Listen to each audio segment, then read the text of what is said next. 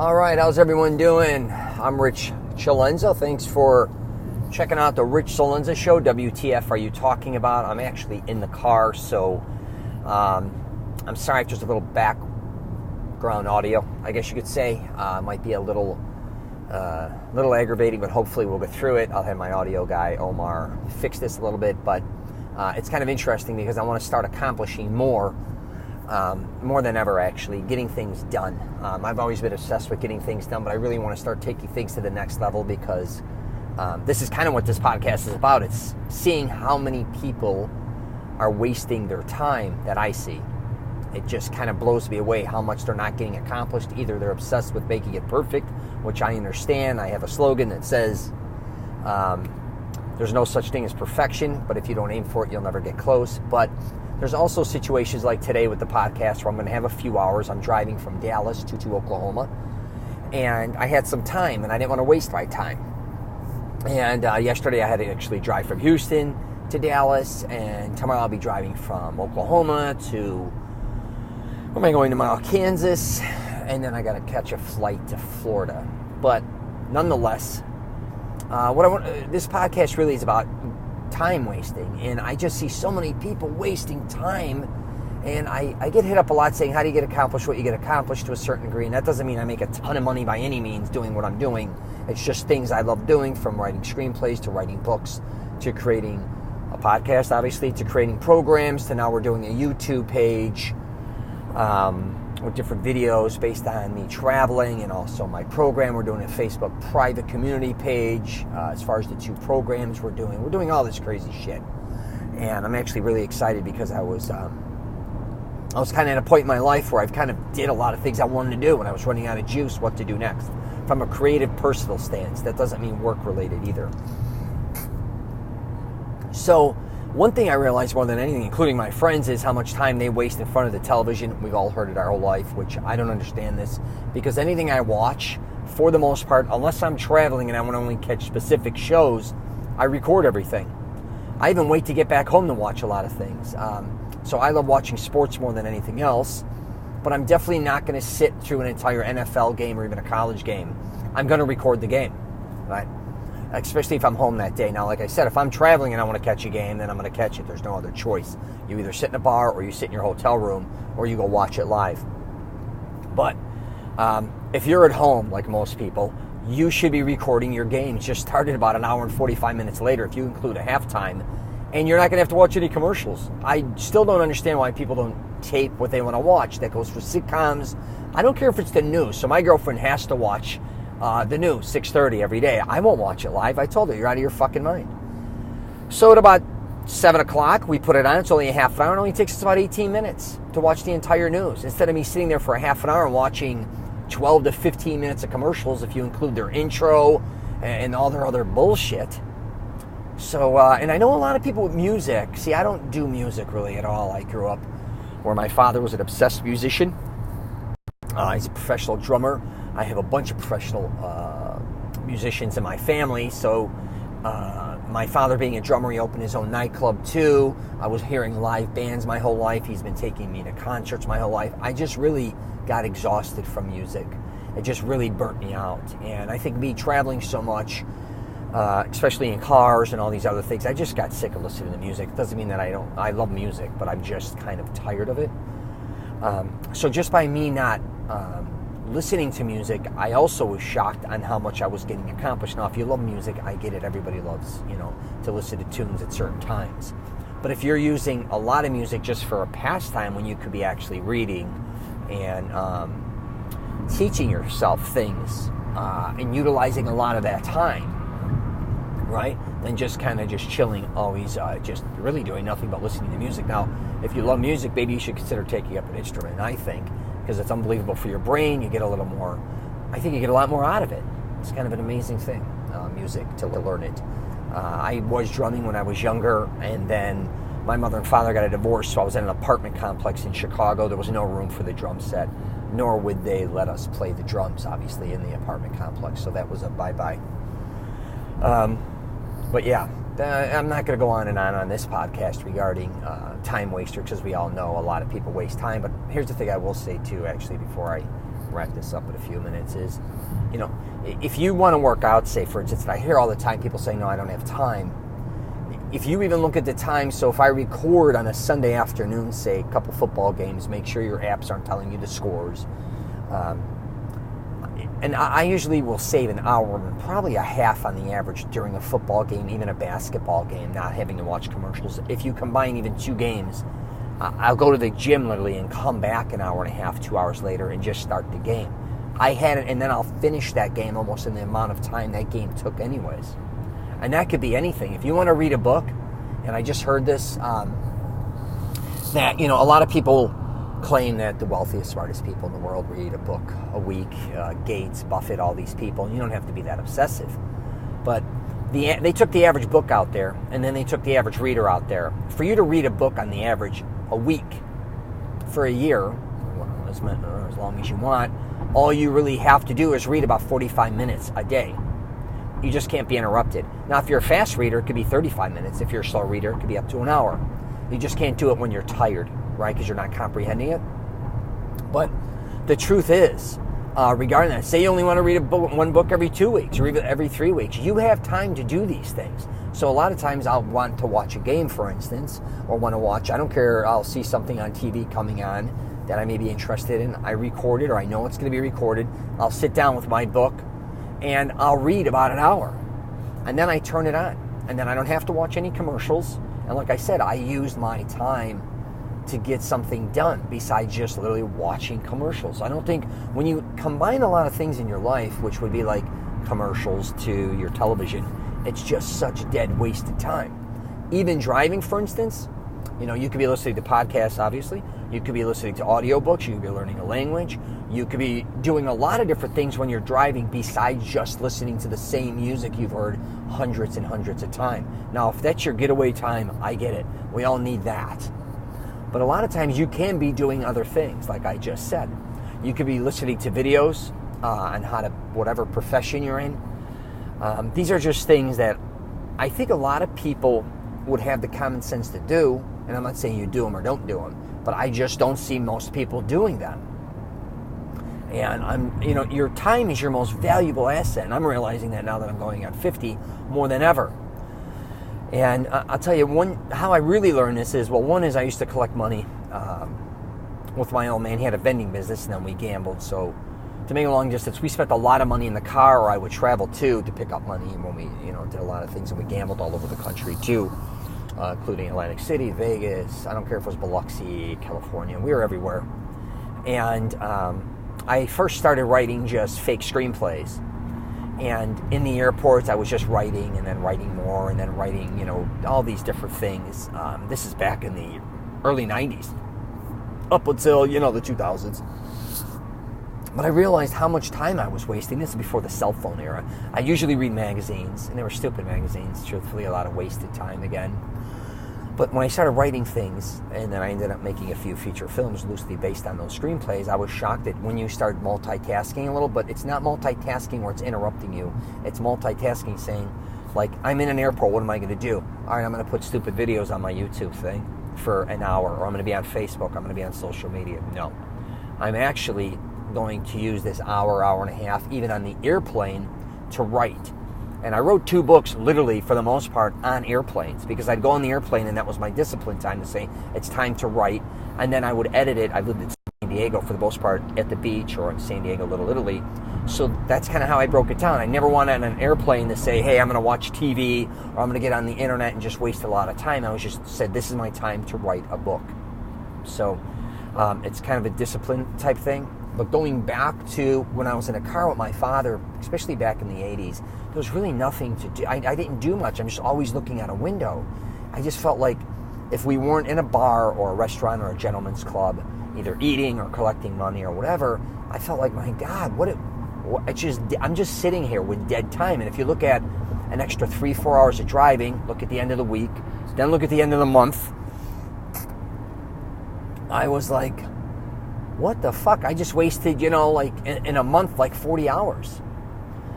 So when I started to travel, about I don't know, 9-10 years ago, my cousin said, hey, can you do some photography for some luxury retail stores for me? I just finished up doing my co-producing a third film.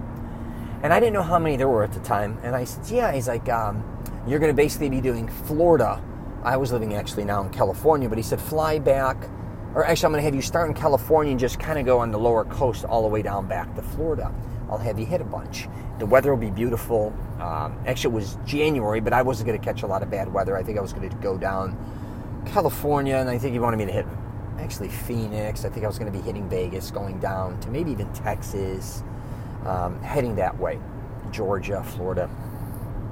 I said, yeah, no problem, whatever. I drove around the country many times, and but then somebody came to me, one of his other employees, and he said, Rich, he was a Hispanic man, I love this guy, out of California, and he said, listen, you're a New Yorker. And I said, no, I'm from Chicago. And he goes, well, you know urban areas, you know how to manipulate your way around. I says, yeah. He's like, you've been to a lot of major cities, you have no problem with this. I said, not at all. And you got to remember, like, cell phones were out, obviously. GPS, like, they just weren't as knowledgeable, even though this is like the first couple phases of the iPhone, which I had one of them, but he didn't. And he said, would you mind me taking your route and you take mine in the East Coast? And I haven't been to the East Coast in a while. And I said, yeah, no problem. And he literally said, because the weather sucks. It's January and the beginning of February. And he goes, I never drove in snow. He was making fun of himself. He's like, I'm from Mexico, And I said, I get it. I know how to drive in snow. I'll help you in any way I can. And I thought it might be a funner adventure than me going to Texas, Arizona. I've been there. No big deal. Florida again. So, to make a long story short, it ended up being 105 stores. A lot more than what I was supposed to be doing. He had more time to do them, though. My trip was like a couple weeks. His was 28 days. But a lot more stores were involved, and I think that's what he got caught up in not wanting to do, and I don't blame him. But then he kind of committed. So 105 stores, 28 days in on the East Coast, which included, obviously, Massachusetts, Rhode Island, New York, New Jersey, and I think parts of, D.C. And so when I found that out, I actually got a hold of my cousin. I said, it's going to take two of us because we got to hit like 5 stores a day here. So he was basically my driver. And he also went in and took information down while I did the photos to save me time, or else I really wouldn't have been able to do it. But the point being here is, I thought that would be impossible, actually. But I gave it a shot, and we did it. And we actually got caught with 2 really bad days of snow. We couldn't even get out of our hotel. If you've ever been to Boston or Massachusetts in January, February, it blanketed my car. But we only had like a day and a half stall. And I don't know if you ever drove in Boston. Obviously, we did Manhattan, all of them. We had a car. It was brutal driving in and out in those weather conditions. But we did it, man. We just did it. And that was the time I kind of put my head down and said, God, I could really accomplish anything. If I could really do this. And I think the company was even shocked that I did it. And after that, it kind of became a program for this company to understand what I can accomplish, which is good and bad sometimes because you kind of can almost over-excel, and then they expect it all the time. Which there's no way I could keep up with something like that ever again. My cousin only did it once. He never did it again. But I still do sometimes things like that. In the last year and a half, I visited like 450 cities throughout North America, including going to Canada multiple times. Not including personal for, vacations or whatever as well. So you put your mind to it, you can get it done. You know what I mean? And I tell people that all the time. First of all, you got to figure out what you want to do, and then just start doing it. And don't waste your time. I don't care even if you're going to get your tires changed and you're sitting there for 2 hours. You're back on your phone, looking at Instagram, looking on Facebook. What can you be doing to help yourself get accomplished what you need to get accomplished? Like I say, I'm not watching just a video on, of course I watch fun videos here and there, but I'm trying to watch videos that are teaching me things that I want to learn. Because it's a winner. Instead of watching things that are just a waste of time all the time. So, all right, that's all. I'm not here to actually brag about myself or anything, and I am no different than anybody else. And I have had those times where I fell in ruts too. Is what I should talk about actually, real quick. Is when you do fall in these ruts and you don't realize you kind of want to waste time, right? you're like, oh my God, I'm just burnt out, man. I'm just tired of everything. I don't want to, I don't like my job, but I don't want to start a new job. I don't like my career. I don't want to start a new career. Because I think a lot of times we feel like it's daunting, but I just read a pretty cool book. It was Unstoppable, it's called, last week. And he brought up something interesting that Tony Robbins talks about, not to get all, on that tip. But, if you could do something and you wouldn't fail, what would you do, right? What do you really love to do? And I hear that all the time. It's not just about, what do you love to do? No shit. A lot of us, would like to be a lot of different things and get paid a lot of money to do it. Is it realistic? Sometimes, maybe not. Maybe so. It just depends. But it's like saying I want to be Tom Brady at 49 years old. Most likely that is never going to happen. So, but if I love football, maybe I could learn how to be a coach, start that way. Or, whatever the case may be, I could head in the direction that I love, that I'm interested in. And again, I think a lot of people think it's just so far out of their reach. They're either not smart enough, or they're not in shape enough, they're not strong enough, or they blame their past, what they've been through. And, get rid of that shit. I'm telling you, I think everybody has for the most part, almost everybody I've met in my life, and I'm not kidding, I don't think a lot of us would change our past or our childhood, because a lot of us had, great childhoods and everything. But no matter what, everybody has been through a lot of shit. A lot of people have had, very close family members, friends die on them. A lot of people have dealt with illnesses. A lot of people have dealt with molestation. A lot of people have been, women, especially like raped, sexually harassed. No one is sliding through life, I believe, unscathed. I think that's ridiculous to believe that. And if you are going through life unscathed, you probably aren't really adventurous, or you really weren't around a lot, right? Which I could see some people not, if you're in a town that's very small, a lot not going on maybe. I grew up in Chicago. It was a mess. I grew up in between, my father owning a nightclub and then my mother being a religious Catholic freak. But I was around a lot of things, a very large Italian family, a lot of chaos. And we don't pick our families, we don't pick our parents, you're put in there, you're put in that situation, and you're not escaping it. It's not like you could be like 5 years old and go, you know what, I'm opting out of this, I'm going to go to another family, or I'm opting out of this, I don't like the town I live in, right? So my point being is, you could start a new history, and I think that's hard for a lot of people, because I call it carrying the anchor. Cut that anchor. Start a new history. Like, fuck the old one. If it's great, hang on to it if it's helping you. If it sucks, it's really doing nothing for you. It's not coming back to you. And I also see tons of people, like my friends, that are caught in the past, including my father, I'd hate to say it, where everything was amazing back then. But I remember when it was back then, and it wasn't as amazing as they make it sound. They've had so many ups and downs. That's just, again, my personal opinion, where they really over-exaggerate, like, oh, on this day I made all this money, or in this time this happened, and this day it was, I don't care if it's disco, and everybody did this, and everybody did that, and we could do this, and there was none of this, or there was no social media to get exposed, or whatever their thing is. It's all bullshit.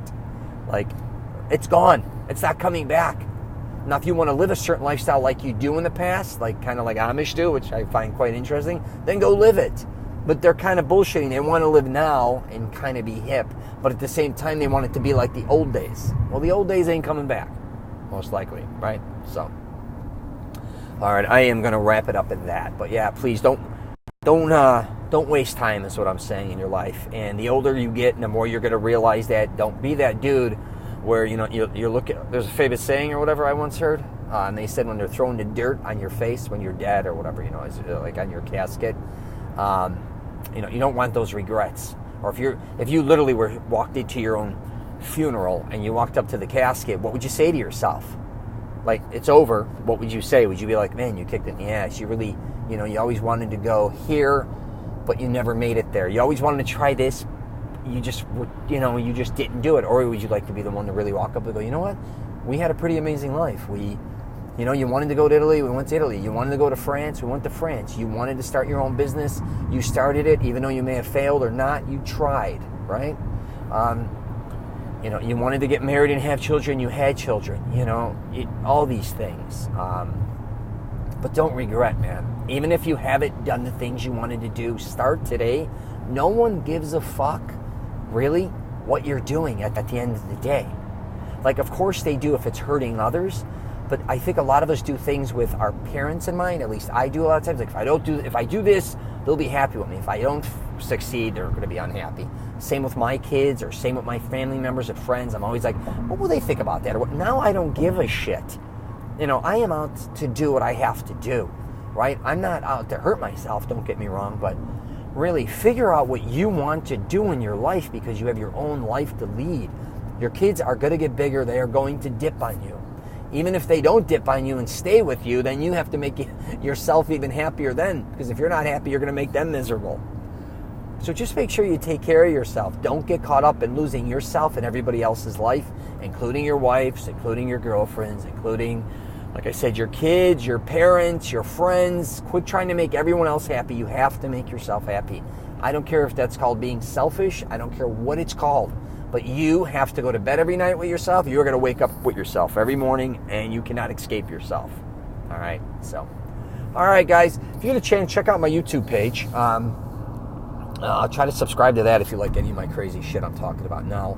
I got a couple programs out there. One of them is Mastering Self-Confidence. The Blueprint to Helping Men Find the Women of Their Dreams, even if they've been through a bad breakup or divorce.